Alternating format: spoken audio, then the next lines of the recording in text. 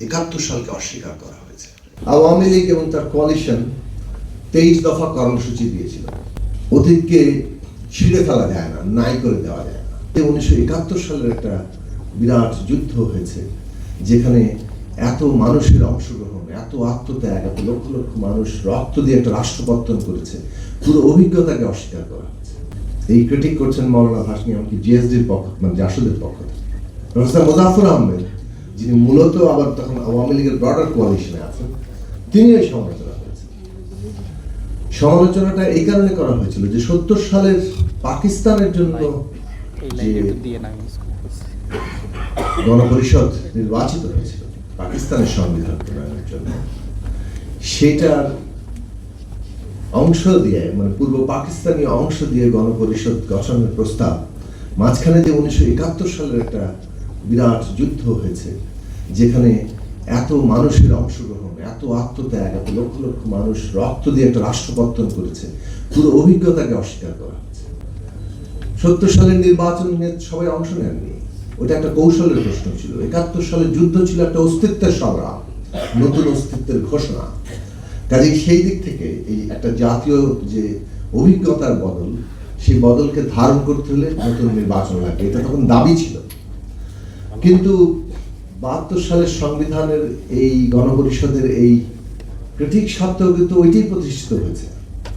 এমনকি শক্তি ভারসাম্যের কারণে এই যে স্বরগুলো উঠেছিল, সেটা কেবলমাত্র ইতিহাসের ফুটনোট হয়ে গেল, খুব বড় আকারে সামনে আসেনি। হ্যাঁ, অনেক কয়েকজনকে আমরা নিশ্চিত করতে পারি, আমি এখানে নাম নিচ্ছি না, আপনারা অনেকেই জানেন, যারা এই ক্রিটিকগুলো জারি রেখেছিলেন এবং আমাদের সমাজে এই চিন্তাকে পরবর্তী প্রজন্ম পর্যন্ত তার যে যাতে রিলে রেসের মতো ব্যাটনটা হাতে নিতে পারে সেই জায়গায় এটা আজকে পর্যন্ত নাহিদদের প্রজন্ম পর্যন্ত এসছে, যে কারণে আজকে আমরা নতুন শক্তি ভারসাম্য এসে দাঁড়িয়েছি।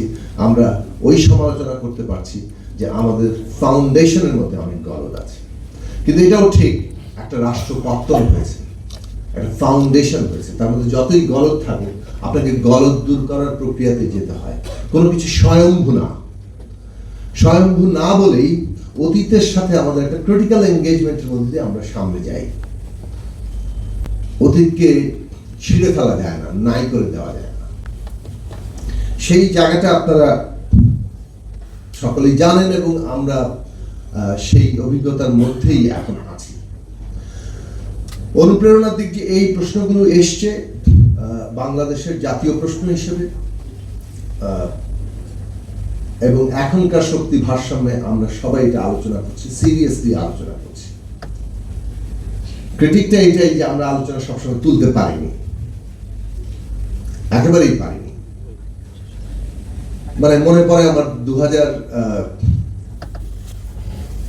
এটা হচ্ছে 6 সালের আগে, সম্ভবত 4-5-এর দিকে, আওয়ামী লীগ এবং তার কোয়ালিশন 23 দফা কর্মসূচি দিয়েছিল জোট সরকারের, বিএনপির জোট সরকারের বিরুদ্ধে তাদের যে আন্দোলন এবং জোটের। সেই 23 দফা কতগুলো অর্থনৈতিক কর্মসূচি, সংস্কার কর্মসূচি ইত্যাদি সামাজিক কর্মসূচি ছিল। রাজনৈতিক দিক থেকে তেমন কিছুই ছিল না, কাঠামোগত কোনো সংস্কারের প্রসঙ্গ ছিল না, কিন্তু সেই 23 দফা অনেক আলোচিত হয়েছিল, ব্যাপকভাবে আলোচিত হয়েছিল। তো আমাদের এই পক্ষপাতমূলক মানে যে রাজনৈতিক বিভাজন থাকে, সিভিল সমাজ, সমস্ত সংবাদ মাধ্যম, আমাদের বুদ্ধিবৃত্তিক চর্চা, এইটাও অনেকভাবে বিভাজিত ছিল। এই সবগুলো জিনিস অতিক্রম করার একটা ধাক্কা জুলাই আমাদেরকে দিয়েছে। যে রক্তের উপর দাঁড়িয়ে ধাক্কা তৈরি হয়েছে, সেটাকে আমরা সালাম জানাই, কারণ বাংলাদেশ ওই জায়গা থেকে সত্যি নতুন যাত্রা করতে পারবে যদি আমরা ওই উপলব্ধির জায়গাগুলোকে আমাদের মধ্যে এবং পরবর্তী প্রজন্মের মধ্যে যথার্থভাবে সঞ্চার করি।